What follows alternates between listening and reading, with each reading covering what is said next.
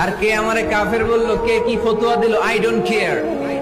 ওইদিকে আমি তাকাই না। এর কারণ পিছনের দিকে তাকানোর সময় আমার নাই। চিল্লা এখন ঠিক কিনা? একটা সিংহ ঘন্টায় ছুটতে পারে 90 কিলোমিটার বেগে। কত কিলোমিটার? একটা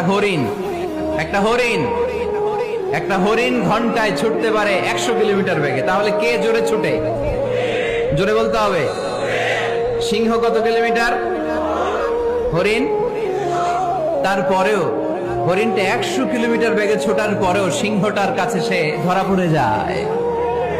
এর কারণ সিংহ যখন ধরার জন্য ছোটে সে শুধু সামনে তাকায়, সে পিছনে তাকায় না। আর হরিণ 100 কিলোমিটার বেগে ছোটার পরেও সে ধরা খেয়ে যাবার ভয়ে বারবার পিছনে তাকায়। আর পিছনে তাকার কারণে ওর গতিটা স্লো হয়ে যায় আর সিংহের হাতে বধ হয়ে যায়। পিছনে তাকাবার সময় আমাদের নাই। চিল্লায় বলো ঠিক কিনা?